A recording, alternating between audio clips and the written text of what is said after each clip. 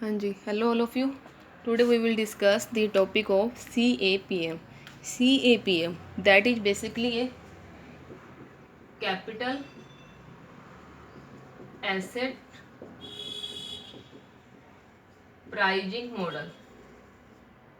CAPM is the capital asset pricing model. Basically, this model discusses the relationship between, or describes the relationship between two terms. This model describes the relationship between two terms. First term, that is expected return.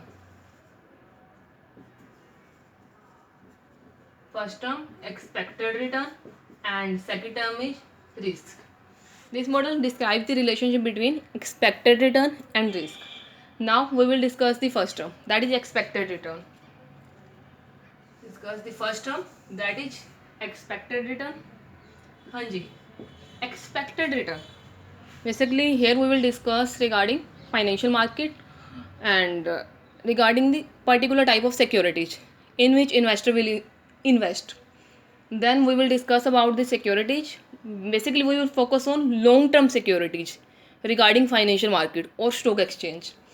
Then while investor invests in the any long term security, then he will mainly focus on four type of securities. उसका main target होता है कि इन four type of securities में से वो किसी एक में इन्वेस्ट करे. Then these four type of securities are, first one जो मेन वर्क करती है that is equity shares. First security equity shares, and second one that is preference shares. First equity shares, second one preference shares, and third debentures, and fourth one is bonds. Third one debentures and fourth one bonds. Now we will discuss the return of these particular four securities. First is equity shares. हाँ जी, equity shares are basically the real owners of the company. Then an investor is investing in equity shares. Then what you will expect in return from equity shares? Equity shares in return वो क्या expect करेगा? Equities are the basically real owners of the company. Then equity से जो return मिलती है that will be considered as residual profit. क्योंकि equity basically क्या करते हैं, after paying all outside liability and debts, जो रिमेनिंग प्रॉफिट होता है equity will claim on that particular profit. Then equity पे जो रिटर्न मिलेगी, एक्सपेक्टेड रिटर्न होगी, वो होगी आपकी residual profit. And second one preference. In preference you will receive in return that is dividend. क्योंकि प्रेफरेंस शेयर्स विल ओनली या preference shares can only claim on dividend. They cannot claim on the residual profit of that particular company. Then third one debentures. हाँ जी, firstly we will discuss what is debentures. Then debentures, what is the difference between debentures and bonds? Both are the basically external liabilities and both are the external liabilities. But in case of debentures, private sectors mainly focus on debentures and bonds will be issued by government sector or financial institutions. Now we will focus on return. In case of debentures, the investor will receive in return that is interest. Interest किस basis पे? On the basis of fixed interest rate. Fix interest rate होगी, उसके basis पे उसे interest मिलेगा. And last आ जाता है bonds. In case of bonds you will receive in return that is coupon payment. Coupon payment, यहाँ पर कूपन पेमेंट किस बेसिस पे? On the basis of fix coupon rate. Fix coupon rate के basis पे आप यहाँ पर कूपन पेमेंट रिसीव करेंगे. तो these are the main four particular type of securities. The investor will mainly focus on these four securities while he investing in A stock market और while he will discuss about the financial market. These four are the equity, preference, debentures and bonds. Then basically ये सारा की सारा क्या है आपको आपकी capital को ये सारा की सारा अप्रिशिएट करेगा. It will increase the value of your capital. It will increase the value of your principal amount. It will increase the value of your money.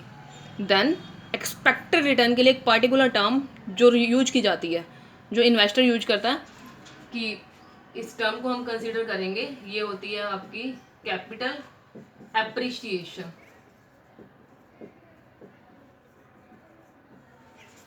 That means आपकी कैपिटल कितनी अप्रिशिएट होगी. Investor का mainly focus होता है कि उसकी capital कितनी appreciate होगी when he will invest in a particular security.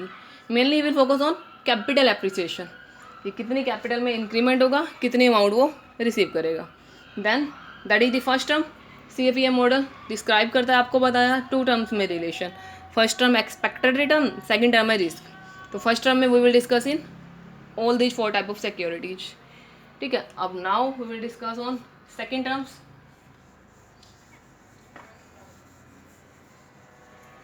The second term is that is risk. The second term that is risk. Now, हाँ जी, firstly we will discuss the meaning of risk. हाँ जी, what is risk? Risk is basically the probability or possibility of earning profit or loss in the future will be considered as risk. The probability of earning profit or loss in the future will be considered as risk. Profit हुआ तो आपको benefit हो गया, loss भी हो सकता है, ये आपके लिए रिस्क है. तो इन फ्यूचर प्रॉफिट भी हो सकता है, लॉस भी हो सकता है. तो रिस्क में we will consider both things. ठीक है. Here we will discuss basically 2 types of risk. First risk that is systematic risk, and second risk that is unsystematic risk. First risk systematic, second unsystematic. हाँ जी. अब हम आते हैं इनके meaning पे, then इनका difference and types next lecture में बताऊंगी आपको. हाँ जी. Systematic risk. Systematic name show कर रहा है. अब इनमें से एक होता है कंट्रोलेबल, एक होता है अनकंट्रोलेबल. एक है कंट्रोलेबल, एक है अनकंट्रोलेबल. तो स्टूडेंट्स बेसिकली यहाँ मिस्टेक करते हैं, जो आता है कि जो सिस्टमैटिक रिस्क है, ये रिस्क अनकंट्रोलेबल होता है, और जो अनसिस्टमैटिक है ये रिस्क कंट्रोलेबल होता है. स्टूडेंट्स यहाँ मिस्टेक करते हैं कि वो सिस्टमैटिक को बोलते हैं कंट्रोलेबल एंड अनसिस्टमैटिक को बोलते हैं अनकंट्रोलेबल. तो यहाँ सिस्टमैटिक रिस्क कंट्रोलेबल अनकंट्रोलेबल होता है. अनकंट्रोलेबल क्यों? सिस्टमैटिक किससे जुड़ा है? सिस्टम से. सिस्टमैटिक अभी आ रहा है आपका साथ सिस्टम से. System means in A proper way, in A proper manner. That means pre decided, pre determined है जिसमें सब कुछ. सॉरी, यहाँ पर रिटर्न नहीं, मिस्टेक से रिटर्न लिख दिया, आ जाएगा. सिस्टमैटिक दैट मीन्स जो ऑलरेडी क्या है, प्री डिसाइडेड, प्री प्लान्ड, जिसमें already particular strategy and techniques को यूज करके आपके सामने सिचुएशन लाई गई है, वो हो जाता है सिस्टमैटिक में. दैट मीन्स सब कुछ सिस्टम से अरेंज है, इन ए प्रॉपर वे, इन ए प्रॉपर मैनर है आपके सामने वो पर्टिकुलर चीज़. तो वो चीज़ एक पर्टिकुलर वे से प्री डिसाइडेड है, pre determined and properly plan करके आपके सामने आई है. That's why that will be uncontrollable in nature. And unsystematic not in A proper way, not in A proper manner, not pre decided. Suddenly आपके सामने वो situation, that means जो situation आई है plan करके आपके सामने नहीं लाई गई, आ गई है, बाई चांस हो गई है वो. दैट्स वाई अनसिस्टमैटिक होता है कंट्रोलेबल, सिस्टमैटिक होता है अनकंट्रोलेबल.